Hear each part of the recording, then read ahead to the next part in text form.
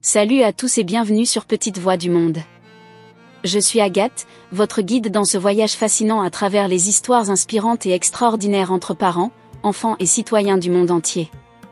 Aujourd'hui, nous vous emmenons dans un voyage mystique et émouvant à travers l'histoire de Hyacinthe, Fanta, et leurs deux fils, Alfred et Karim. Dans un village d'Afrique de l'Ouest, cette famille a vécu une expérience hors du commun, mêlant amour, courage et spiritualité. Découvrez comment, après la mort mystérieuse de Hyacinthe, sa famille a trouvé la force de surmonter les obstacles et de préserver un héritage spirituel puissant. Préparez-vous à être transporté par un récit fascinant où les liens familiaux transcendent le temps et l'espace et surtout, abonnez-vous à notre chaîne pour ne pas manquer nos prochaines vidéos inspirantes et captivantes. Likez cette vidéo si cette histoire vous a touché et laissez un commentaire pour partager vos impressions et vos réflexions. Nous adorons lire vos avis que vous partagerez avec nous. Dites-nous dans les commentaires de quel pays vous regardez cette vidéo pour nous encourager à produire encore plus de contenu inspirant pour notre communauté internationale et surtout chers abonnés, n'oubliez pas d'activer la cloche de notification pour être les premiers à découvrir nos nouvelles histoires. Merci de faire partie de notre communauté et retenez que votre soutien est notre plus grande motivation. Alors sans plus tarder, plongeons dans le récit de Hyacinthe, Fanta, et leurs deux fils.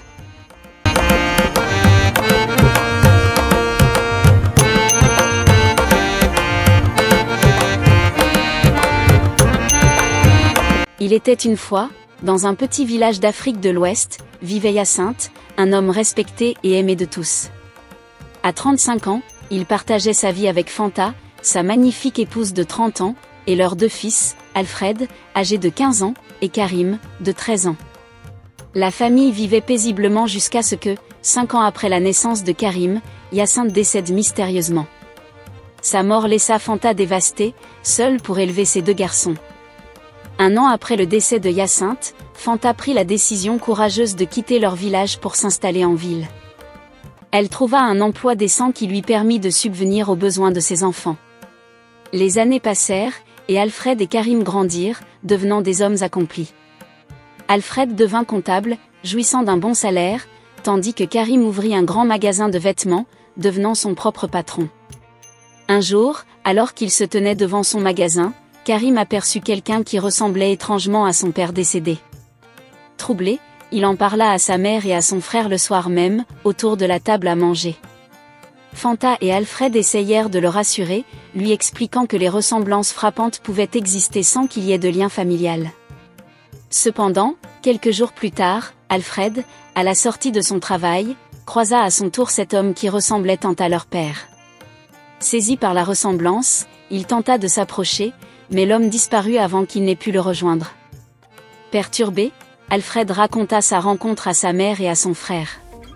Karim suggéra alors une possibilité improbable, et si leur père avait un jumeau inconnu ? Fanta commença à prendre au sérieux les observations de ses fils. Elle se rappela des histoires que ses parents lui avaient racontées sur les réalités mystiques de leur village. Selon ces légendes, certaines personnes décédées pouvaient se réveiller dans un autre endroit, gardant le même physique et leurs souvenirs. Poussée par l'instinct maternel et le désir de comprendre, Fanta décida de retourner au village pour consulter ses parents. Là-bas, les anciens du village confirmèrent les légendes. Ils racontèrent des histoires de personnes qui, après leur mort, apparaissaient dans d'autres lieux, vivant une seconde vie comme si de rien n'était. Ces phénomènes étaient souvent attribués à des pratiques mystiques ou à des pactes anciens. Les parents de Fanta, encore en vie, écoutèrent attentivement son récit et les observations de ses fils. Ils expliquèrent que si Hyacinthe était effectivement réapparu, cela pouvait être le signe de quelque chose de plus grand, peut-être une mission inachevée ou une malédiction ancienne. Ils décidèrent de consulter le chaman du village pour obtenir des réponses. Le chaman, un vieil homme sage et respecté, pratiqua des rituels pour entrer en contact avec les esprits.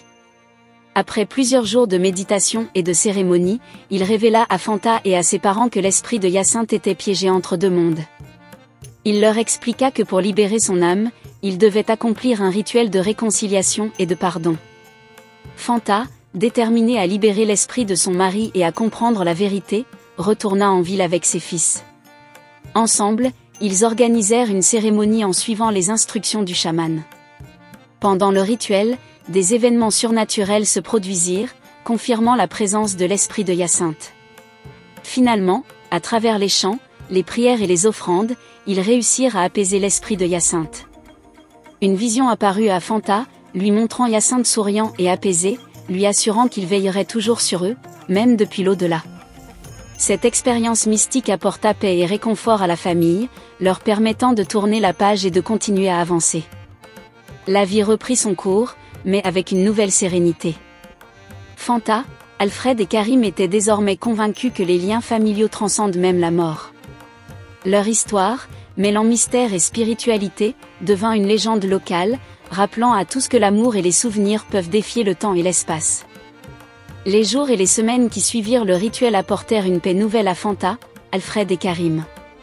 La ville semblait plus lumineuse, et chaque membre de la famille trouvait un réconfort inattendu dans leur quotidien. La vision de Hyacinthe apaisée, veillant sur eux, leur donnait une force intérieure et une sérénité durable. Fanta continua à travailler avec une nouvelle énergie, sachant que son défunt mari était en paix. Elle s'impliqua davantage dans des activités communautaires, partageant son histoire avec d'autres femmes, inspirant et encourageant celles qui traversaient des épreuves similaires. Son courage et sa résilience firent d'elle une figure respectée et aimée dans la communauté. Alfred, fort de son expérience troublante mais enrichissante, décida de s'engager dans des œuvres caritatives. Il utilisa ses compétences en comptabilité pour aider des associations locales, visant à améliorer les conditions de vie des plus démunis. Il trouvait un sens profond dans ses actions, ressentant que chaque acte de bonté était une manière d'honorer la mémoire de son père. Karim, quant à lui, développa son magasin de vêtements avec un succès grandissant. Inspiré par les récits mystiques de sa famille, il introduisit des collections qui mélangeaient des éléments traditionnels africains avec des touches modernes. Son magasin devint un lieu emblématique, attirant non seulement des clients pour la qualité des vêtements, mais aussi pour l'histoire derrière chaque création. Un soir, alors que la famille était réunie autour de la table à manger, Fanta prit la parole. Elle voulait partager un dernier secret, une histoire que ses parents lui avaient confiée avant de quitter le village. « Mes chers fils, commença-t-elle, il y a quelque chose que vous devez savoir sur notre famille et nos origines. Nos ancêtres ont toujours eu un lien spécial avec le monde spirituel. Ils étaient des gardiens des traditions et des rituels qui permettaient de protéger notre village et ses habitants. » Elle expliqua que Hyacinthe, bien que décédé, avait été choisi par les anciens esprits pour continuer à veiller sur sa famille d'une manière spéciale. Son apparition en ville, bien que troublante, était un signe de sa mission inachevée. La cérémonie de réconciliation avait non seulement apaisé son esprit, mais avait aussi renforcé la connexion spirituelle de leur famille avec leurs ancêtres. Nous devons continuer à honorer ces traditions et à vivre avec intégrité et amour, ajouta Fanta. C'est ainsi que nous préserverons notre héritage et protégerons notre avenir. Cette révélation ajouta une nouvelle dimension à leur compréhension de la vie et de la mort. La famille décida d'organiser des réunions régulières pour partager les histoires et les enseignements de leurs ancêtres. Ils invitaient également des membres de la communauté pour participer à ces sessions, créant ainsi un cercle de partage et de soutien. Les jours passèrent, et la famille continua à prospérer, mais avec une nouvelle conscience de leur place dans l'univers.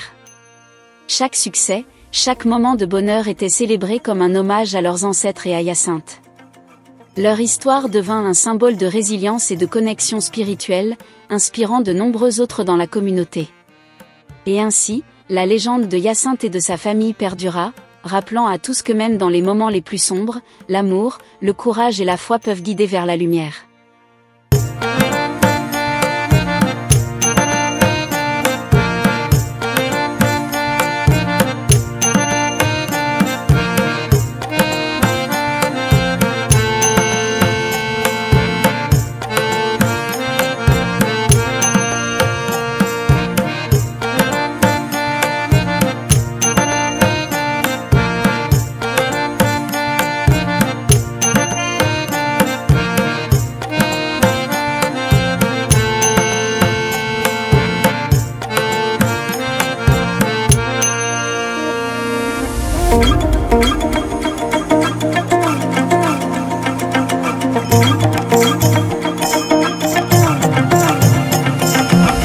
Et voilà, chers abonnés, nous espérons que l'histoire mystique et émotive de Hyacinthe, Fanta, Alfred et Karim vous a touché et inspiré.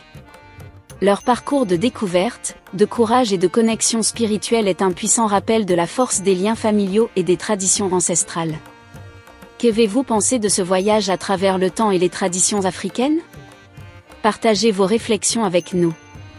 Abonnez-vous à notre chaîne pour ne pas manquer nos prochaines vidéos pleines d'histoires captivantes et inspirantes. Likez cette vidéo si elle vous a ému et inspiré. Laissez un commentaire pour nous dire ce que vous en avez pensé et partagez vos propres histoires. Dites-nous de quel pays vous regardez cette vidéo pour nous encourager à produire encore plus de contenu inspirant pour notre communauté internationale. N'oubliez pas d'activer la cloche de notification pour être les premiers informés de nos nouvelles vidéos. Merci d'être avec nous. Votre soutien et votre engagement sont notre plus grande source d'inspiration. À très bientôt pour une nouvelle aventure sur Petite Voix du Monde.